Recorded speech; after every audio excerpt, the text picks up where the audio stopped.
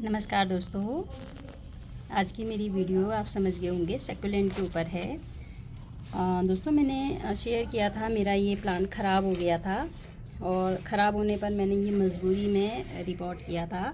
और रिपोर्ट करके इसकी चूँकि जड़ से लगा हुआ जो इसका स्टेम था वो पूरी तरीके से सड़ गया था और ऊपर की ब्रांचेज और ये ऊपर का पोर्शन इसमें बच गया था। तो मैंने सारी जड़ें हटा दी थी और नीचे से जो सड़े हुए तने थे सब हटा दिए थे।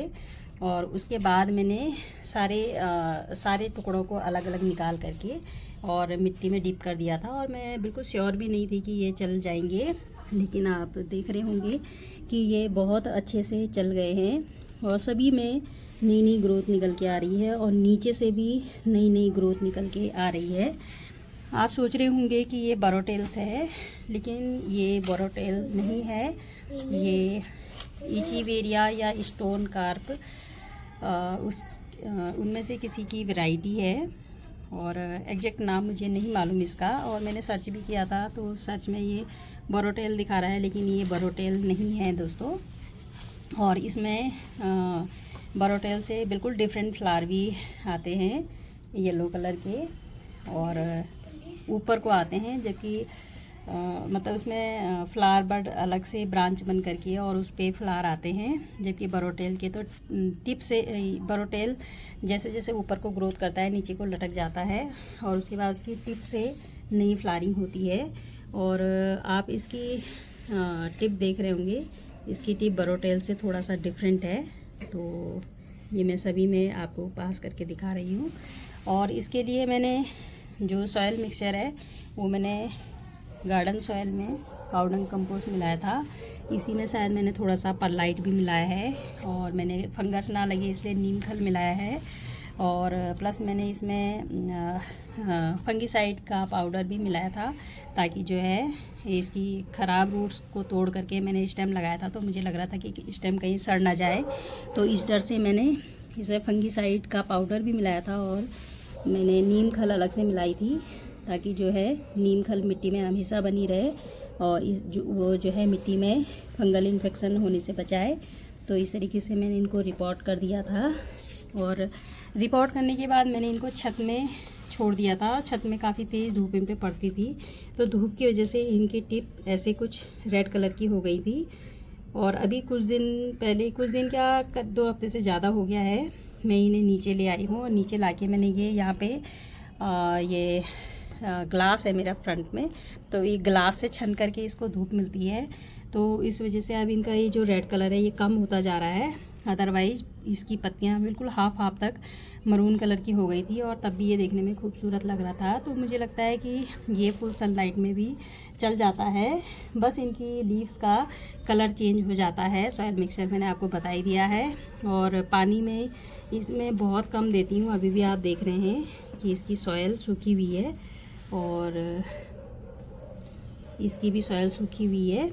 तो पानी बहुत कम देती हूँ मैं, कभी कभी देती हूँ। और मतलब इनको मैं कोशिश करती हूँ कि इनको मैं पानी देते समय भूल ही जाऊँ, याद ना रखूँ, तो कभी कभी देती हूँ। और अभी बीच में बहुत ठंड पड़ रही थी, ठंड तो अभी भी पड़ रही है, लेकिन इस समय थोड़ी दिन का टाइम है और आज अच्छी धूप हो रही है, तो इसलिए ठंड का अभी आभास नहीं हो रहा है। लेकिन शाम को फिर से बहुत ठंडा हो जाने वाला है, तो काफ़ी सूखी ठंड पड़ रही है। तो इस वजह से मैंने इसमें 1-2 बार मस्टर्ड खल का लिक्विड फर्टिलाइज़र भी ऐड किया है और उसकी तासीर थोड़ा गर्म होती है। तो आप देख सकते हैं कि काफ़ी हेल्दी कंडीशन में मेरा ये सैकुलेंट है। इसके अलावा मैंने अपना इचीवेरिया का प्लांट भी रिपोर्ट किया था, तो मैं उसको भी आपको दिखाती हूँ। इचीवेरिया का एक प्लांट मेरे पास ये है और इसको मैंने रिपोर्ट नहीं किया था, ये एज इट इज़ मैंने जिस बर्तन में लगाया हुआ है, जिस पॉट में लगाया हुआ है उसी में छोड़ दिया था। तो यहाँ पर धूप काफ़ी पड़ती है और काफ़ी लंबे टाइम तक रहती है, तो धूप की वजह से आप देख सकते हैं इनका कलर चेंज हो गया है। और एक चीज़ और मैं आपको जो दिखाने वाली हूँ वो ये कि ये वाला जो तना है इस पे भी कुछ इसी तरीके का बंच था, जिसकी वजह से ये नीचे झुक रहा था। तो मैंने सोचा क्या करूँ, तो मैंने सोचा ये टेढ़ा ना हो, इसके लिए मैंने इसे कट कर दिया था। और उस कट किए हुए पोर्शन को मैंने एक छोटे से बर्तन में लगा दिया था, तो वो भी अलग से चल गया है। और इस पे भी आप देख सकते हैं ये कटी हुई टिप है और टिप के दोनों तरफ से 2 अलग अलग ब्रांच निकल के आ गई हैं। तो अब मैं सोच रही हूँ कि मैं इन बाकी को भी इसी तरीके से कट कर लूँगी और इनके टिप से नए प्लांट तैयार कर दूँगी और नीचे से नए प्लांट निकल के आएंगे। इसके अलावा कुछ प्लांट से अपने आप ही ये ब्रांचेज निकल के आ रही हैं, तो ये बहुत अच्छा ग्रो करता है सर्दियों में। सर्दियों में ही मैंने इनमें स्पेशली ग्रोथ देखी है। तो ये एक प्लांट, एक ये वाला सेक्युलेंट मेरा जिसको मैंने रिपोर्ट नहीं किया था, इसकी अपडेट है। और एक ये प्लांट मेरा ये जेरेनियम के प्लांट के साथ उग के आ गया था और मैं इस प्लांट जेरेनियम की वजह से इस प्लांटर को खूब पानी देती हूँ, लेकिन फिर भी यहाँ पे चूँकि धूप पड़ती है तो आप इसकी हेल्थ देख सकते हैं, बहुत ही सेहतमंद पौधा है। और एक प्लांट मैंने पत्ती से ग्रो किया था तो वो मैंने इसमें लगा दिया था, ये छोटे से कुल्हड़ में, और इसकी भी आप ग्रो देख सकते हैं। यहाँ पे धूप की वजह से इनका कलर बिल्कुल ही डिफरेंट हो गया है। और एक मेरा ये सैकुलेंट वाला जो जंगल था, जंगल तो ख़राब हो गया है, लेकिन इसमें जो लगे हुए सैकुलेंट थे तो ये इचीवेरिया और ये मनी प्लांट, क्रेसुला, यही बचे हुए हैं इसमें ढंग से। और मदर ऑफ थाउजेंड तो पूरी तरीके से ख़राब हो गया है, तो इसे मैं हटाने वाली हूँ और अब इन्हीं को रखूँगी मैं। एक ये भी मैंने पत्ती से ग्रो किया था, इसका काफ़ी वेट हो जाता है तो ये टेढ़ा हो जाता है हमेशा, लेकिन इसको मैं ट्री जैसा लुक देना चाह रही थी तो वो मैं दे पाई हूँ, लेकिन वेट की वजह से ये थोड़ा सा झुका हुआ पेड़ बन जाता है हर बार, लेकिन अच्छी ग्रोथ है इसकी भी। और एक ये वाला मेरे पास प्लांट था जो ख़राब हो गया है, तो उसकी मैंने ये लीफ से प्रोपोगेट किया था, तो अभी ये भी काफ़ी अच्छा हो गया है और कुछ टाइम तो अभी इसी पॉट में रह जाएगा ये। इसकी टिप पे देखेंगे आप, मरून कलर निकल के आ रहा है और ग्रोथ भी इसकी अभी ठीक ठाक ही है। तो ये मैंने लीफ से प्रोपोगेट किया था, तो इस वाले प्लांट की मेरे पास यही निशानी बाकी बची है। एक और मैंने इसमें प्रोपोगेट किया था लेकिन वो मुझे कहीं दिख नहीं रहा है, वो मेरे सैकुलेंट जंगल के साथ था, लेकिन शायद बाकी पौधों की वजह से वो मर गया है। तो ये अनु मैम ने मुझे बताया था कि मैं इन बाकी प्लांट को हटा दूं क्योंकि वो इसकी ग्रोथ को रोक देंगे, सप्रेस कर देंगे, तो मैंने फिर तुरंत हटा दिया था। तो अब ये काफ़ी अच्छी कंडीशन में हो गया है, तो मुझे अब विश्वास है कि ये ठीक ठाक ग्रो हो जाएगा। और इचीवेरिया का जो पोर्शन मैंने कट किया था, अभी बताया था मैंने आपको वीडियो में, तो उस कट किए हुए पोर्शन को मैंने कुछ दिन घर के अंदर ही रख दिया था। कुछ दिन क्या, 16-17 दिन तक वो घर ऐसे ही पड़ा रह गया था बिना लगाए हुए ओपन, तो उसमें अपने आप ही रूटिंग स्टार्ट हो गई थी और उसकी प्यारी प्यारी रूट्स मैंने शॉर्ट्स में भी शेयर किए हैं जो सभी लोगों ने बहुत पसंद की हैं। तो जब इसमें रूटिंग हो गई तो मैंने सोचा कि अब तो ये प्लांट कह रहा है कि मैंने रूट भी खुद ही प्रोपोगेट कर ली है, अब तो मुझे मिट्टी में डाल दो। तो तब मैंने इस छोटे से दही के डिब्बे में लेकर के इसको लगा दिया था और लगा करके मैंने इसे यहाँ अपने ये इस वाले एरिया में रख दिया था जहाँ पर कि छन के धूप आती है ग्लास से। तो इसका कलर और वो वाला जो मैंने दिखाया था उसका कलर, इसमें आपको डिफरेंस दिख रहा होगा, ये बिल्कुल अलग कलर का हो गया है। तो कई बार क्या होता है कि हम लोग नर्सरी जो प्लांट उसकी कलर की वजह से चुन करके लाते हैं, हमें लगता है कि वो हमारे पास आकर के उसका कलर क्यों बदल गया। तो इससे आप जान लीजिए कि कलर प्लांट का नर्सरी में अलग और आपके पास अलग क्यों होता है, क्योंकि उन्होंने वो अलग कंडीशन में, अलग सनलाइट और अलग वेदर कंडीशन में रखा होता है और आप उसे ला करके फिर दूसरी सनलाइट कंडीशन और दूसरी वेदर कंडीशन में रख देते हैं, तो इस वजह से उसका कलर चेंज हो जाता है। और इचीवेरिया का एक ये प्लांट मैंने लीव से प्रोपोगेट किया था और ये मैंने इस कुल्हड़ में लगा दिया था। इस कुल्हड़ में, इस छोटे से कुल्हड़ में वैसे तो प्लांट बहुत खूबसूरत दिखते हैं, लेकिन इसमें दिक्कत क्या आती है, इसमें जब हम वाटरिंग करते हैं तो या तो अचानक बहुत हैवी वाटरिंग हो जाती है या फिर जो है हम फिर अगर पानी नहीं देंगे तो जैसे औरों को हम नहीं देते हैं, हम सोचते हैं कि 10-15 दिन नहीं देना है, तो अगर 10-15 दिन इसको भी नहीं देंगे तो जो है इसको पानी की कमी हो जाती है क्योंकि इसमें बहुत कम मिट्टी आती है। तो इस वजह से इसमें जो है ये बड़ी मुश्किल से सरवाइव कर पाया है। हालांकि अब इसमें नई ब्रांच भी दिखने लगी है, तो अब ये सरवाइव कर जाएगा लेकिन पहले मुझे लग रहा था कि ये सर्वाइव नहीं कर पाएगा। तो बाकी मेरे छोटे छोटे पॉट्स में स्नेक प्लांट ये भी आपको दिख रहे होंगे, ये भी सर्वाइव कर रहे हैं। और एक ये मैंने लीफ के साथ, इसका भी मैंने शॉर्ट शेयर किया था, लीफ के साथ ही मैंने यहाँ पे रख दिया था, तो लीफ भी अभी यही है और ये प्लांट भी काफ़ी हेल्दी कंडीशन में हो गया है। लेकिन यहाँ पे चूँकि धूप पड़ती रहती है, हालांकि छन के ही धूप पड़ती है, लेकिन इसका कलर थोड़ा डिफरेंट है।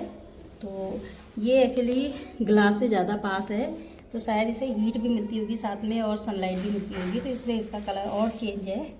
तो एक एजीवेरिया का ये वाला प्लांट ये काफ़ी दिनों से मेरे इसी बड़े पॉट में लगा हुआ है। ये 8 इंच का पॉट होगा या 8 या 10 इंच का पॉट होगा, इसमें लगा हुआ है। इसके आप स्टेम देख सकते हैं, काफ़ी मजबूत है। और ये छत में रखा हुआ था, तो जब ये इतना बड़ा हो गया था तो इस तरीके का गुच्छा बंदर ने पता नहीं क्या सोच के तोड़ दिया यहाँ से, और तोड़ के वो यहीं छोड़ गया था। तो वो भी पापा जी ने शायद इसी में लगा दिया था ये, और जहाँ से बंदर ने तोड़ दिया था वहाँ से ये 2 सेपरेट ब्रांचेज निकल के आई। और उससे मुझे ये फ़ायदा हुआ कि इसका ये स्टेम भी इतना मोटा और इतना मजबूत हो गया कि इतने बड़े बड़े इन 2 गुच्छों का वेट सहन कर पा रहा है, झुका नहीं है। और एक ये वाला है, ये इसके धक्के की वजह से थोड़ा टेढ़ा हो गया, अदरवाइज़ ये भी सीधा हो रहा था। और ये भी काफ़ी मजबूत स्टेम है, और इसकी जड़ों से आप देख रहे होंगे गुच्छे में एजीवेरिया निकल के आ रहे हैं। तो ये भी थोड़ा अलग टाइप की प्रोपोगेशन है मेरी, जो कि बंदर ने नीचे से ही तोड़ दी थी, तो उसकी वजह से थोड़ा सीधी टाइप की हुई है। तो इससे मुझे ये सीख मिली है कि इसमें भी हम पिंचिंग कर सकते हैं बुशी करने के लिए प्लांट को। और एक ये प्लांट है मेरे पास एजीवेरिया का, तो इसमें भी आप देख रहे होंगे नीचे बंचेज में नई बड़ निकल के आई हैं। और ये चूँकि छत पे रहता है तो इसका कलर भी डिफरेंट है। और इस पे ये जो ऊपर फ्लावर भी नहीं, बंच जो निकल के आ रहा है, इसके नीचे का जो स्टेम है ये भी काफ़ी मजबूत है और बिल्कुल स्ट्रेट है। और फैब में मैं इसको इसको मैं ऊपर से कट कर दूँगी ताकि इसमें और ब्रांचेज बन जाएं और ये थोड़ा सा मजबूत हो जाए। तो मैं फिर इसको या तो किसी दूसरे में रिपोर्ट करूँगी या इसी में ठीक से शिफ्ट कर दूँगी। वैसे मुझे लग रहा है कि ये साइड में लगा हुआ ही ज़्यादा सही है, क्योंकि इसको यहाँ से भी सपोर्ट मिल रही है, थोड़ा नीचे से मैंने मिट्टी डाली है तो इसलिए इसको पॉट से भी सपोर्ट मिल रही है। और जब मैं इसे कट कर दूँगी तो इसका अननेसेसरी वेट नहीं रहेगा, तो नई ब्रांचेज भी इस पर निकल के आएंगी, तो उनका भी वेट ये आसानी से झेल लेगा। तो एक मेरे पास ये भी एजीवेरिया का प्लांट है। और फाइनली मेरा ये वाला गमला जो मैंने रिपोर्ट किया था, इसके ये इस टाइम मोटे तो हैं, मजबूत भी हैं, लेकिन टेढ़े मेढ़े हैं। तो जब मैं रिपोर्ट कर रही थी मुझे समझ ही नहीं आया कि मैं इन्हें किस तरीके से लगाऊं, तो मैंने इन्हें ऐसे ही एडजस्ट कर दिया था गमले में। तो अब आप देख सकते हैं कि गमला पूरा भरा भरा दिख रहा है, और कोई भी इसका जो मैंने स्टेम डिप किया था मिट्टी में वो मरा नहीं है, और सभी सर्वाइव कर गए हैं। इसमें ये पता नहीं क्या उग के आ रहा है, तो ये सभी सर्वाइव कर गए हैं।